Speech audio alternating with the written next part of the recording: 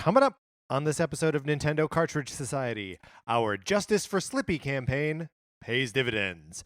It's dangerous to go alone, so the Nintendo Cartridge Society goes with you.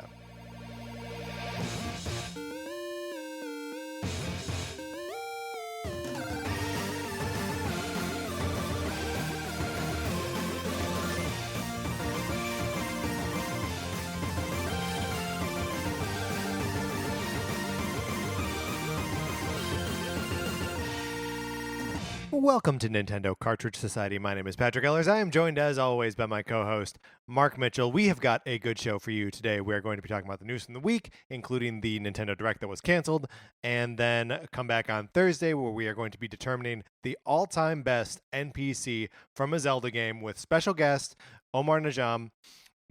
Mark, all-time, can you believe it's already here? I can't. It came so quickly. It's like Christmas, It right? really is. It's like a Nintendo Cartridge Society Christmas. And as a little bonus Christmas, we had to put off our recording of this episode for 24 hours, which means that at the time this episode releases, you still have a couple hours to get your favorite Zelda NPC emailed to us. Exactly. It's like having school canceled or something. You should take advantage of that 24 hours to its fullest. Absolutely. So email us, Nintendo Cartridge Society At gmail.com. and tell us who we absolutely have to have in there. And, you know, maybe someone can suggest a cap on the number of times we can suggest Tingle. Maybe. You could try. You can certainly try it. Also, you can use that email address to do what, Mark? Borrow Patrick's copy of Sonic Forces for Switch. That's right. It is out there in the wild right now. Seattle, possibly. I forget where it is. But if you That would be appropriate if it's in Seattle or the Seattle area. Do you mean Sonic? Because, you know, they used to have the Supersonics. Oh, okay, yes. I was having a hard time following that. Like, 'cause Sonic likes rain? He likes coffee? Maybe that's true. Yeah, he might like coffee. Sonic has got to drink coffee. Goes well with chili dogs? I bet he goes corn dogs? nuts. No, the chili dogs. Oh, yeah. But I imagine that Sonic has a cup of coffee, and he's one of those people that, like, is insufferable. Oh, yeah, I mean, because it's not like Sonic's super fun to hang out with anyways. Yeah, yes. I mean, he might be fun to hang out with, but, like, a lot. Yeah, he's maybe, like, fun in the way, like, some of your friends from college were, quote-unquote, fun. I like my friends from college. Not yours specifically. Well, actually, I don't know. Yeah, yeah. Sorry, friends from college, if you're listening. All right, Mark, you ready to get into what we've been playing this week? Yeah, let's do it.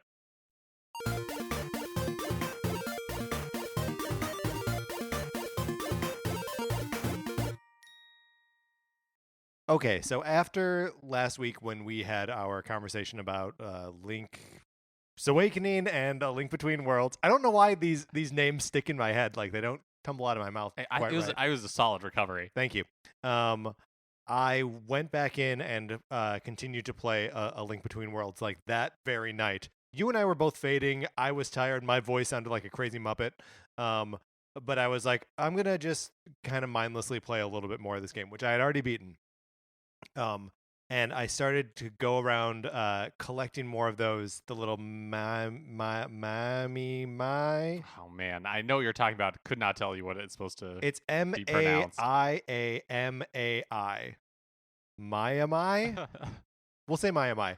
The Maiamai babies, because there are 100 of them in this game, making them a little bit like this game's Koroks, like the Korok seeds that you find in Breath of the Wild. And I had something like 43 of them when I started my little like quest to get them all. Which is, I think, impressive in and of itself. It's a lot, yeah. But I got all but 3 of them. I have 97 of them. And I just did that night. I stayed up till like 2 o'clock in the morning collecting like half of these baby things in this game. And also just like upgraded the couple things that I didn't have totally upgraded yet. I don't know. It's a game that I like enough that I just dug right back into it to like just do more of it and just see more of it. So that's cool. I also played the Mega Man 11 demo. Right. So there was a Mega Man 11 demo that dropped for Switch this past week and also on PS4 and Xbox One. We think it was probably supposed to be originally timed with the Nintendo Direct that was supposed to happen last week. Which we'll get to. Yeah, we'll get to. It's the same demo that I played at E3 When I was not able to finish it at E3, I got what I believed was close to the boss because it felt like close to the boss. But Mega Man 11, I feel like, is not messing around. The levels are longer than I expect them to be, and the bosses are more involved than I expect them to be. So if you're even remotely interested in a Mega Man game or like anything like that, pick up the demo. It's really cool and really fun and really beautiful. And so I have been able to beat the one level that they have on display, including the boss, which is cool. Like you get like kind of a normal robot master boss fight where it's like a U-sized robot kind of like hopping around, and then you take away half of his health and he turns into like a giant version of himself, and it's different attack patterns you have to learn. And then you fight that, and then he goes back to being little, and he's doing different things then. So it's like a 3-stage boss, which is a totally un-Mega Man That's thing. cool. But yeah, it is. I'm so excited for this game to come out. It looks really, really cool. It's not that far away, right? It's like October 2nd or something man, like that. Not far away at all. Not far away at all. Mark, you've been playing some Animal Crossing? Yeah, so I haven't had a ton of time to game. I've been at work a lot, and work has been a lot of like hurry up and then wait. Yes. And so we've talked in the past that I don't have a lot of games on my phone. But one game I do still have for whatever reason is Animal Crossing Pocket Camp. Mm-hmm. So booted that baby up for a little bit. Was still rocking some Christmas gear. So it's been a a minute, right? Okay. It's been a while. So my feelings on it haven't really changed that much. Where it's like it's okay to spend like a little bit of time, but it doesn't feel like there's a lot of depth. They have definitely added a bunch of stuff since the last time I really played, like gardening and all this kind of.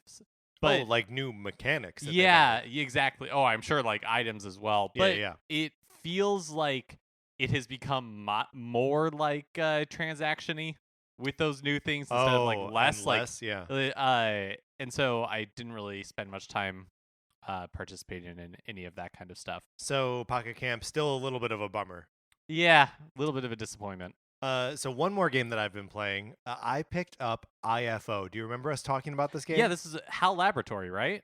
Or no, who is this? You're thinking of Part-Time UFO. Oh, yes, that is what I'm thinking Part-Time UFO is the like crane grabby game for phones. IFO is the like Game & Watch looking game on 3DS. Oh, no, I don't remember this one. So it and even has like a filter that you can like choose on it where it looks like the screen is like scratched up. And the whole game is you control a plane, and you can only control its like the angle that it's flying at by using the L and R buttons. And everything else it just like fires kind of a steady stream of like 1 2 3 1 2 3 1 2 3, and you're approached by these UFOs. And some of the UFOs have like animals on them that they're like kidnapping, and you can shoot them and rescue the animals. And then when you rescue an animal, you get like extra powers and stuff. But you don't have lives in the game. You get 3 hits and then you're done, and the game starts over. And it's just like a high score chaser sort of thing. And it came out only a couple months ago. It's $4 on the 3DS. It's kind of really cool. And like the chasing the high score, it, like if you're not motivated by that, like there's really nothing more to the game. But like it gets more the longer you stay alive, the like weirder the enemies are that they throw at you. I saw I saw an octopus enemy that is just like that octopus from one of those Game & Watch things where like its tentacles like pop out like one little piece of animation at a time.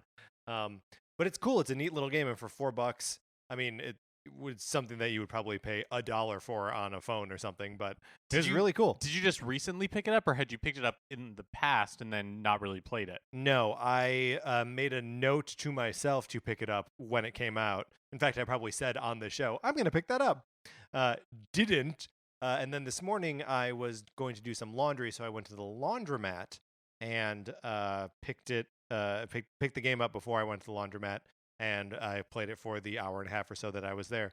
And the time kind of, flew by. It was fun and engaging. And every time you die, you can just be like, try again. And it's like an immediate respawn. The game starts over immediately. And just like, I got up to like 35,000 points or something like that. on one run, and all of my previous like the highest previous runs were like 8,000 or something, right? Like there's this one now that I'm just gonna be chasing forever.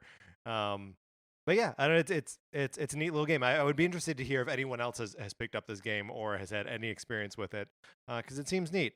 So email us if that's the case, Nintendo Cartridge Society at gmail.com, or tweet at either or both of us. I'm at Patrick_Ehlers. Mark is at MK Mitchell, and the show is at Nincart Society. Mark, are you ready to get into new releases? Mm-hmm. That's what we were playing this week. Here are the new releases and what we might be playing next week.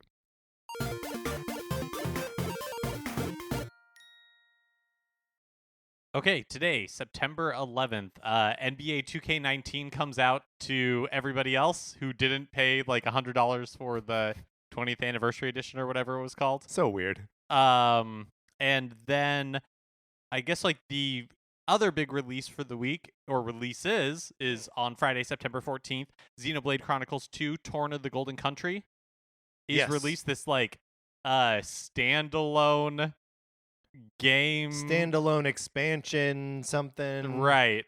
I still don't entirely understand.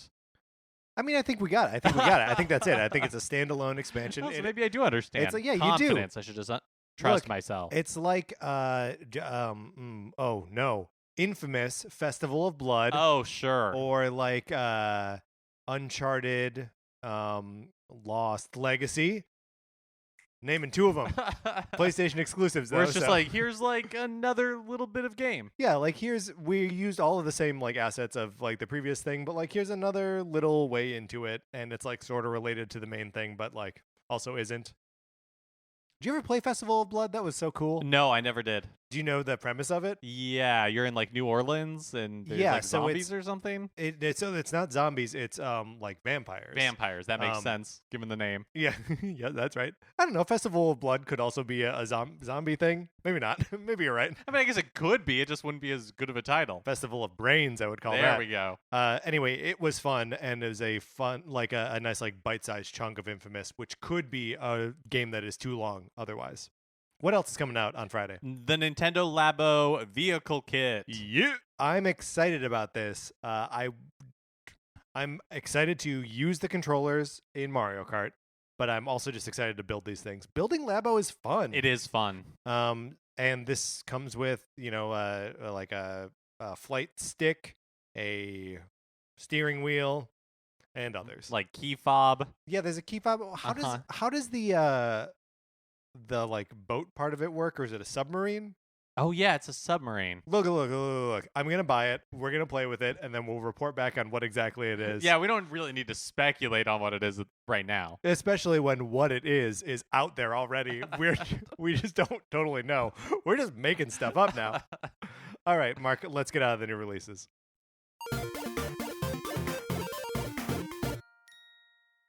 And now it's time for a regular segment on our show. It's time for 433. In 1952, American composer John Cage wrote a piece called 433, wherein a performer or group of performers didn't play their instruments for 4 minutes and 33 seconds. For the purposes of this show, our instruments are talking about Nintendo. So, for the duration of one performance of 433, Mark and I will talk about something not at all Nintendo related, thus fulfilling the contract of the piece. Today, Mark, we are going to be talking about pictures of ourselves. You had originally said school pictures, which I think is a good topic, but I don't know that I have too much to say about school pictures. But I feel like any time, like an ID picture, like for work or a driver's license or whatever, that I hate that I'm gonna have to take a picture of myself, and that it's going to have to represent me forever, right? Or for however long that particular ID lasts. Do you have any like tactics? Like, what do you do? No, I mean, so my driver's license, my like work ID, like they are not good what I would consider good photos of myself. Yeah, it's hard, and also like it's not that person's job to take a good picture of you, right? It's just to take a picture of you. In my driver's license photo, which is actually right there sitting on the table, I'm not wearing my glasses. And I don't know why that is. Don't they make you take them off, or am I thinking of passports? I don't know. That's a great question. I mean, it also says on my driver's license that I need to wear corrective lenses, Mm-hmm. but I took the test without the lens, without my glasses on. So, like, I think she just saw my glasses and was like, needs corrective lenses. Well, did you have to do like the vision portion of it? Yeah, and I did it without my glasses And on. you passed? Yes. Oh, that's great. That is interesting then that you got labeled. Yeah. You got marked. Yeah, which I mean, every now and then I'll drive around with like sunglasses on, which aren't prescription, and like I guess if I get pulled over, Yeah, I actually could I don't, get in trouble for that? I don't know anybody who has gotten pulled over and like needed corrective lenses, like had that marked on their driver's license, and then like didn't have them. Maybe they just assume you're wearing contacts. Like I don't. Oh, that's I a don't great know point. how they That's would a like. great point. I don't Yeah. know how they would like necessarily check unless you got pulled over because you were driving so erratically. Right, and then when they're like, "Excuse me, Mr. Ellers," and I'm like squinting at him, Right, Can you exactly. come closer? I can't see you. Okay, so well, here's something funny about that, like being marked with corrective lenses thing on your driver's license is that in California, when you're getting when it's like time to renew your license, Yeah. they send you a letter that are like, oh, like you can do it online. You should do it online. And then in big bold letters, it's like, note, if you don't do it online, you're gonna have to take the vision test. Because they know people, like can't actually pass the vision test or driving around without corrective lenses. But they're like, whatever, as long as you don't come in and make the line longer, we don't care. Well, because the lines are out of control. I think in all California DMVs, but like in Los Angeles in particular, we've got a couple DMVs and they're all off. They're all terrible, right? So yeah, anything to make those lines shorter, I guess. Do you remember having? I'm getting back to school pictures. Oh, here. yes, Do you remember like having like the day that you were going to have your picture taken, like picture day? Yeah. I remember hating that because I'd always have to like wear a sweater. Right, you would like The try one to day look my like especially nice. yeah, and I don't think it ever worked. I think it always just made me look goony. Well, did you ever have so when I was really young, like kindergarten, we did like a class photo where everybody, like got together, you're standing on like benches or whatever. Sure, risers. Or something. Yeah. And then they took one photo, but then as I got older, they were like, that's No too one much work. cares We're about not this, doing right. that. And so it's just like your class photo was just everybody's individual like school portrait Yeah, on one big sheet. that's weird. Is that weird? I just assumed I guess that like no. Now that I think in about like it, little like ovals. Yeah, I and, remember like, having your name would be I underneath. remember having those ovals too, and then like just everyone getting their copy of it, and then just like making fun of everyone else for looking like the tools they look like.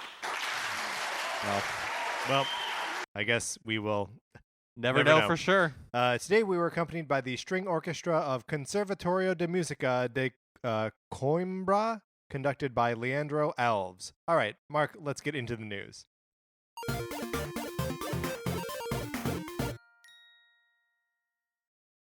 So last Wednesday, Nintendo announced that it would be running a Nintendo Direct featuring new and upcoming 3DS and Switch titles. It was planned for Thursday, September 6th at 3 p.m. Pacific time. Unfortunately, the morning of the 6th, Hokkaido, Japan was hit with a 6.7 magnitude earthquake, and so out of like respect, the presentation has been delayed. So is that what it is? Is a matter of respect, or I mean, I would have. I mean, first things first.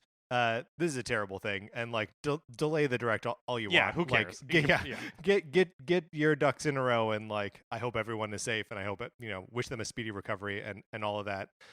But you have to imagine that launching a direct, even if the files are stored elsewhere and it's really being uploaded from somewhere else, or it's already uploaded or whatever, that as soon as they let that thing go, that they've got a ton of PR work to do and a ton of just like sending of press releases and answering questions from media outlets and all that kind of stuff that they just wouldn't be able to do if the offices are closed, if no one has electricity, if people are missing, like all of these awful things.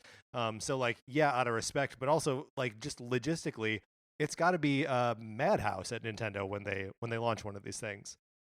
35 minutes of info on new Switch and 3DS games means a lot of it means a lot of coordinating with a lot of partners, and like if Nintendo's not going to be at 100% to like address it as it happens, like, yeah, don't do it. Yeah, I mean, we also saw, like, to your point about having to like coordinate with other companies. We saw some announcements happen on Thursday and Yeah. Friday that seemingly would have been part of. It's all speculation, but part of that Nintendo Direct, and so some of that stuff Right. still like rolled out. As, Right. The like, aforementioned Mega Man 11 demo. right, as being one of them. So I mean, we're recording this on Saturday, a little bit earlier than we normally do, so it's possible that by the time this is released, they will have like announced another date for a Nintendo Direct. It may have also happened by then too. Sure, also Right. possible. All these things are possible. But there were some Splatoon 2 data miners that noticed that there's a ranked rotation and some Salmon Run gear that were originally scheduled to pop on the 7th, so the day after the Direct, and they've both been pushed back a week to the 14th. So sort of leading to speculation that some of that is going to be mentioned in the Direct, and maybe they're just saying that it's pushed back 1 week. But again, we don't know. The plan for the presentation was that it was going to be like 35 minutes long, featuring upcoming 3DS and Switch titles. 3DS, man. It's on there. Well, I mean, Luigi's Mansion, if nothing else. Sure. And Bowser's Inside Story as well. But like we were saying, there were a few pieces of news that seemed like, in the cancellation happened pretty soon before the presentation was supposed to go live. Mm-hmm. And so there were still like some elements that seemingly have trickled out that probably would have been part of the presentation. Like one of them is that the title of the Yoshi Switch game Yes. may have leaked on Nintendo's website. It lists a game called Yoshi's Crafted World, which sounds like a perfectly appropriate name for that game, based on what it looks like. Do you like the continuing in like Yoshi's Woolly World, Yoshi's Crafted World? I mean, I haven't really cared for any of those games. Sure. And so, like, no, not particularly. Like, another one in that world does not personally excite me, but I know that you really enjoyed. Oh, yeah. Yeah. Yeah, I like those games. The Kirby's Epic Yarn and Yoshi's Woolly World. Mm-hmm. So, and then also, like, daily updates on the Super Smash Bros. Ultimate website. They also stopped on Wednesday, September 5th. So, it's possible that, like, there were updates that were planned for Thursday and Friday, but those also seemingly have been delayed. Right. If they would have been, updates about things that were announced in the Direct. But that leaves me hopeful that we are going to. I wasn't 100% sure that we were going to find out more Smash stuff in this Direct, considering we just had one and had, a character reveal, two character reveals, and a bunch of echoes. So, yeah, we got more Smash incoming. Game Informer is reporting that there are a handful of first-party Nintendo games that will not be supporting cloud saves when that launches with the Nintendo Switch Online later this month. That includes Pokemon Let's Go Pikachu, Pokemon Let's Go Eevee, Splatoon 2 is on there. Mm-hmm. Then there's also third-party titles that won't be supporting cloud saves, like Dark Souls, Dead Cells, FIFA 19, NBA 2K19, just to name a few. Which seems like a pretty big deal, right? Like those are some big games that people can sink a ton of time into, especially those first-party games, right? Like Pokemon Let's Go and Splatoon 2. If you were to lose all of your progress in Splatoon 2 and then like have to build it all back up, or like Pokemon, if you are trying to like capture every creature trying in the to game. catch them all. Yeah, even one might say. So Nintendo responded to Game Informer's statement saying, quote, "The vast majority of Nintendo Switch games will support save data cloud backup. However, in certain games, this feature would make it possible to, for example, regain items that had been traded to other players or revert to a higher online multiplayer ranking that had been lost. To ensure fair play even, save data cloud backup may not be enabled for such games. To ensure that save data cloud backups cannot be used to unfairly affect online multiplayer rankings, the feature will not be enabled in Splatoon 2. Interesting, but does this make sense? I mean, I guess look, I don't understand like the technical side of anything. You get And great so point. like the logic makes sense to me of what they're saying. I think for the reasons you noted, it is a huge bummer. Right. If something happened to your save in a game like this where man, what do they call it? It's such a mouthful. Save data cloud backups. Save data cloud backups. Are like Seems not like those available. words are out of order, Yeah, right? it does. It seems like just like it's like the words are right, but Cloud data, cloud, save cloud backup. Cloud backup is really all I want, right? But yeah, so I guess I understand why it does seem like a bit of a bummer. Well, let me ask you this. Why is it that it is not like that is not a concern for like PlayStation, which with PlayStation Plus you can save stuff digitally to the cloud, with like a Destiny or anything like that? I don't know. I couldn't tell you. Well, okay, so my I don't know if this is directly related, but there is a distinction in the way that like Destiny and a game like Bloodborne handled cloud saves on PS4. Okay. So my memory is that like if both of us had Destiny on our PS4s and I logged into my account on your PS4, all of my progress would transfer. Right. Right. So yes. but Bloodborne, I don't believe worked that way. Right. So if I logged on to your PS4 with my like Bloodborne account, my progress did not transfer over. Even though my progress was saved in the cloud, right. It didn't because I don't know why. Maybe a similar sort of like measure. I guess if Splatoon was saving your like online progress just online, which would make sense because you have to be connected to the internet obviously to use that, then I think it would be fine if your save was always online. And then it like locally kept your other stuff. I think that would make sense and would still, that would mean that I could like start up a new, as long as I was logging in as me, be able to play it on a new Switch or someone else's Switch. Yeah, that's a good point. I guess and again, understanding basically nothing. We're geniuses. We get this. But it does seem to me that like the solution to this would be to have Nintendo store your save, like your Splatoon 2 progress on their servers, and I don't think that's how it works. I think it's stored locally. Interesting.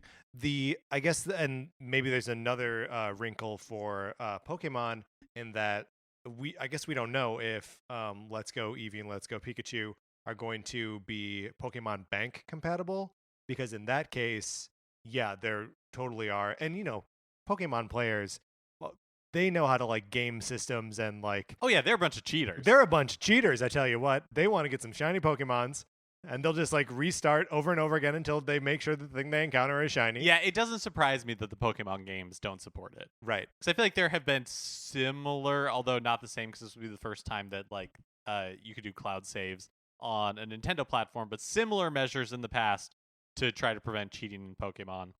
So I don't know. I think to your point, it's a little bit of a bummer, but I guess I understand why they're doing it. Yeah, I guess I do too. I mean, and frankly, like, hey, you're going to save my Breath of the Wild save? Yeah, that's the big one for me, honestly. It's like, so whatever, big. I can start over in Splatoon 2. Right, or like the people who, sunk 90 hours into Xenogears, or freak out. Thank you. Octopath Traveler. Yes. Also, I said Xenogears, I meant Xenoblade. Right? Chronicles? Yeah. Is what I meant. All right. Moving on. Mm-hmm. Animal Crossing Pocket Camp has hit a revenue milestone. The mobile game has crossed the 50 million worldwide player spending threshold, which you're like, 50 million worldwide? That's a lot of money. And it is. We're talking about dollars here. Yes. Yes. Did you spend any dollars when you played it this week? No. Oh, I wanted to know if you helped push it over the edge. No, but I mean, that is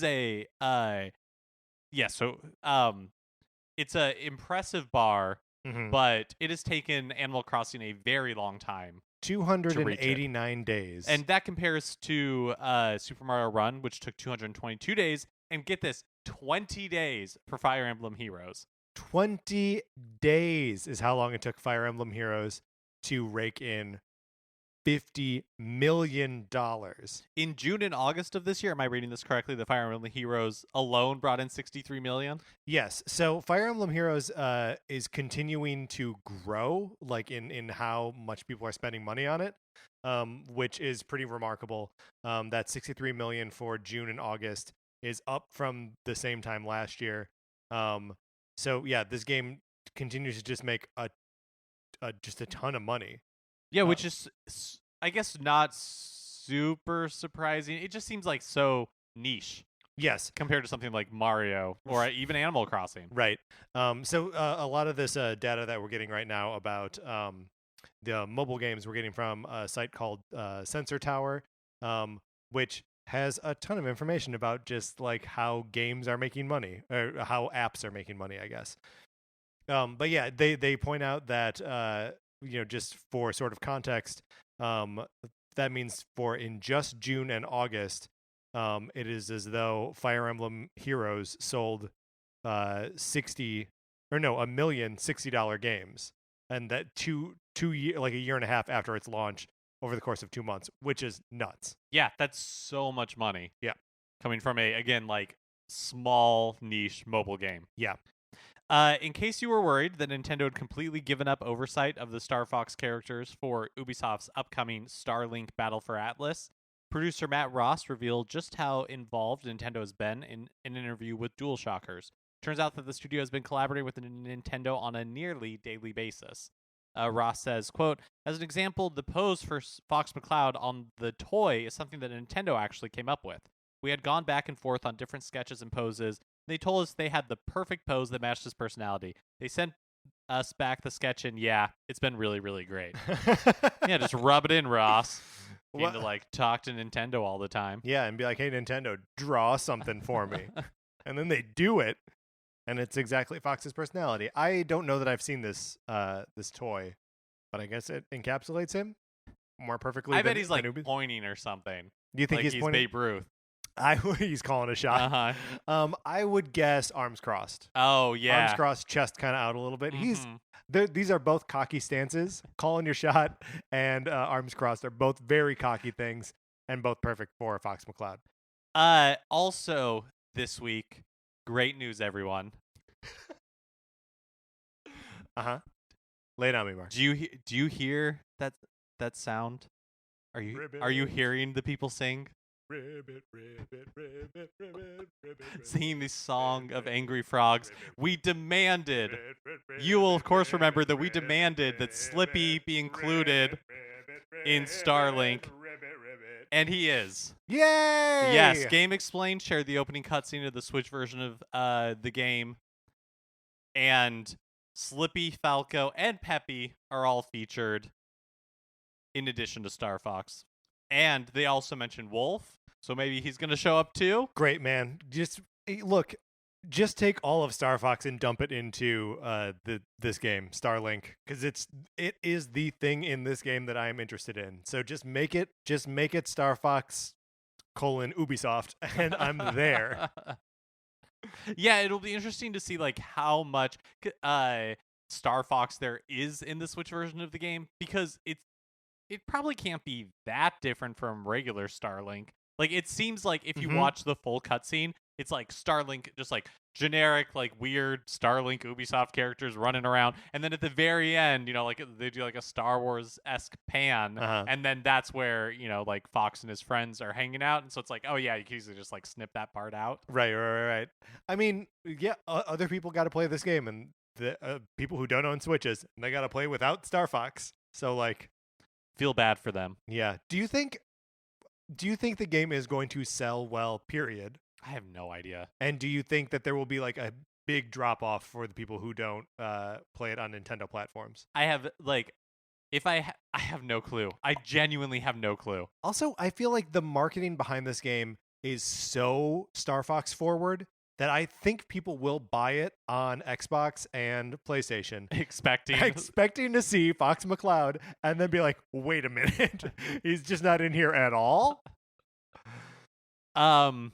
Okay, so this is kind of, we think, maybe related to the canceled Nintendo Direct, because Final Fantasy 15 is coming to Switch, sort of. Sort of. So Final Fantasy Pocket Edition HD, and Pocket Edition is like the mobile version of the game. Yeah. Uh, And HD is somehow different, even though phones have a higher resolution than like the Switch screen, right? Right. Okay, great. Was announced for PlayStation 4, Xbox One, and Switch. The PS4 and Xbox versions are available right now. The Switch version is listed as coming soon. Again, I'm guessing they're waiting for the Direct. Oh, sure. Yeah, that But they're holding that release until then. But I don't really know. But yeah, I mean, also just games come out on the other two platforms and then Switch later. It seems like. Right. Yeah, that's true. That's also true. Does it seem weird to you? I wrote this in our show notes. This is how badly I wanted to talk about it.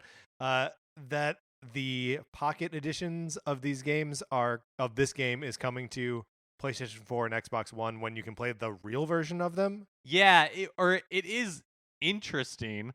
If nothing else, like I don't really know how to account for it. I'm guessing the experiences are not at all similar. Well, like other than the like actual the gameplay experiences. Yeah. Yeah, and I guess if they're just like big fans of Final Fantasy 15, then you want them to spend like $20 more. I guess that's a way to do it. Yeah, and I guess maybe like the little cute chibi version of the characters maybe appeals to somebody that the full version of the game doesn't necessarily. Yeah, I don't know. I mean, I'm not going to play this either way. What about you, Mark? Were you at all interested in Final Fantasy 15 when it came out? No, not really.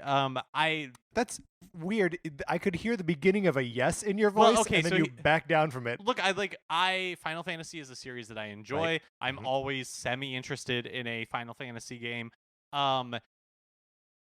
This is maybe not the best reason to not be excited for a game, but 3 years ago at this point or whatever, I played a demo at E3 and did not enjoy it at all. Yeah. And so it was just kind of like, oh well, I have other games I can play. It's fine if I don't play this one. That's a great point. We're already ignoring Octopath Traveler. We are actively ignoring it. Okay, so speaking we have it on in the background, but I'm just not playing it. You look, I'm bitter. Speaking of Octopath Traveler, RPGsite.net posted a translation of a recent Famitsu interview with Square's Tomoya Asano and Masashi Takahashi, part of the team that developed Bravely Default and Octopath Traveler. Cool. A couple of interesting notes from it. So they reconfirmed that there will be no Octopath Traveler DLC, but that they have started discussions about a sequel. They also touched on the fact that their team has recently expanded and was renamed Square Enix's 11th Business Division, and as part of that expansion, they hope to be able to release one game per year. So this is what they changed the name to? Is 11th Business Division? Well, you know how it seems like that's fairly the most typical of Japanese salary man name I've ever heard. Absolutely. I mean, even Nintendo, it's that's true. R&D1. Exactly. You're just oh yeah, that's the sexy name they give to the studio that makes Mario. Yeah, exactly. So Square Enix's 11th Business Division hopes to be able to release one game per year.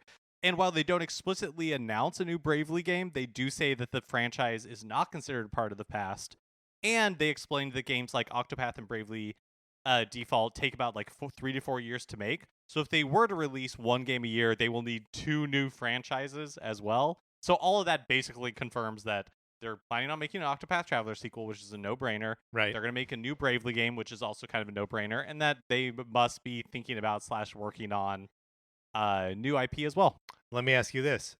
Bravely Thirded, whatever it's going to be called, is that a Switch game? Is that a 3DS game?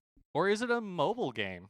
Oh, great. Yeah, sure. Another good question. I mean, and are these, I guess I was just assuming that these games would continue to be Nintendo exclusives. Sure. If I was Square and I saw... And let's pretend that you are. Okay. All right, so I wake up in the morning, right? I'm putting on a suit, going into work, right? And somebody's like, "Get on the subway." Oh yeah, sorry, right. I'm on the subway. Crowded. Yeah, it's very crowded, right? But everybody's polite, and then I finally get into work, and somebody's like, "Hey, should we make one of these games for the 3DS? I would say this.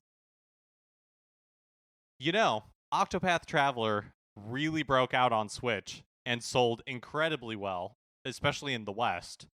No, I think we should. I think we should continue to put these games on Switch. Just on Switch. You think they're done with the 3DS now? I mean, who am I to say? Because I am not in actuality. Right. Square Enix. Sorry. The spell was so convincingly cast that I thought for sure I was actually talking to Check out my reel on YouTube. Square Enix's 12th business division, Mark Mitchell. But yeah, that's exciting. I liked Octopath Traveler. I think that this more than Tokyo RPG Factory had oh yeah, they're sort of fulfilling the promise of a little bit Tokyo where it's RPG just like Factory. these like kind of old capturing the feel of those classic RPGs. Are we aware of like a game that Tokyo RPG Factory has been working on since Lost Sphere? No. I am not. Neither am I. Yeah. I don't think we've heard any announcements for them. Cool. 2K Games has revealed that they will be bringing Civilization. Oh wow. It's okay, Mark. All right, let's you start got this to all transition. Look, normally you read the news and you're a great host of this show. Momentarily, you became part of Square Enix's 12th business division. That's right. And so now you just got to transition It's back. like an out-of-body experience. That's okay. right. 2K Games has revealed that they will be bringing Civilization 6 to Switch on November 16th of this year. This is another game that we're kind of assuming was planned to be revealed in the Nintendo Direct, but that like the announcement came out as scheduled anyways. This version of the game will include all the updates and fixes from the PC version and includes the following pieces of add-on content: the Viking Scenario Pack, the Poland Civilization and Scenario Pack, Australia Civilization and Scenario Pack, and the Persia and Macedon Civilization and Scenario Pack. Have you ever been a Civilization guy? Not really, because they're so like PC focused, or for a long time they were mostly PC games, and I never really had a game like a PC that could run games. Yeah. But I know people who are hugely into it, and I think people it's exciting. Like exclusively play Civilization 6, right? Yeah, like, it's totally one of those games that like you don't have to be like a huge gamer. People just like enjoy it in the same way people enjoyed playing Risk or other games that I could mention, because any game you mention would fall into this. So yeah, bring it to Switch. Yeah. And finally, Build-A-Bear will now be offering an Alolan version of Vulpix. Yes. It comes with a shiny white like winter coat looking thing, which I don't immediately think of when I think of Hawaii or Alola. Right, but the Vulpix, the Alolan version of Vulpix is like ice instead of or water. It is not fire, which is what it normally is. Okay. Oh, I gotcha. So they've like reversed its type on that, which is kind of interesting, but also I mean like it's cute. If you want to like Google it, it's cute. It's cute. It seems like an obscure Pokemon for Build-A-Bear. I don't know that I've ever seen a Vulpix in my life.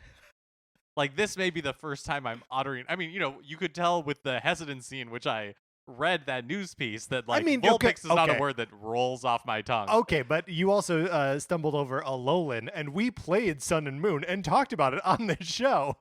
So I know you're familiar with Alola. Great point. I have no rebuttal. All right, Mark, let's get out of the news. That is going to do it for this episode of Nintendo Cartridge Society, which means that you have no further episodes of Nintendo Cartridge Society left until the ultimate determination of who is the best NPC in all of the Zelda series. Mark, I'm so excited for this. I know, this feels a little bit like that Daffy Duck cartoon where he's like going to do the greatest trick ever, and he ends up just like he's going to explode. Yeah. Yeah, it almost feels like a series finale. Right. We'll be back next week. Yeah, but it just feels like a cliffhanger. It does. Oh, man, I'm so excited. If you enjoyed this episode and you are excited about the next, please rate, review, subscribe, all that good stuff on Apple Podcasts. If you have the ability to share this episode with someone you love or someone you hate, please do. We appreciate that greatly and helps us out a ton. Otherwise, I don't know how people discover the show unless someone is like, hey, check this out. How do you find podcasts, Mark? Usually recommendations from people. Right there. There it is. We didn't even plan that. That's just the God's honest truth. That's right. You can follow us on Twitter. I'm at Patrick_Ellers. Mark is at MKE Mitchell, and the show is at Nincart Society. The Facebook page is just Nintendo Cartridge Society. If you like Mark and Mine's opinions, we do write about comic books on ReckonPunch.com. Olivia Duncan made our logo. Our theme music is provided by 8-Bit Betty. If you like his music, you can get it on his website, which is 8bitbetty.com, or by listening right now. For my co-host, Mark Mitchell, this is Patrick Ellers warning you that Starlink on Xbox and PlayStation 4 will not feature the Star Fox characters. But thanks for listening.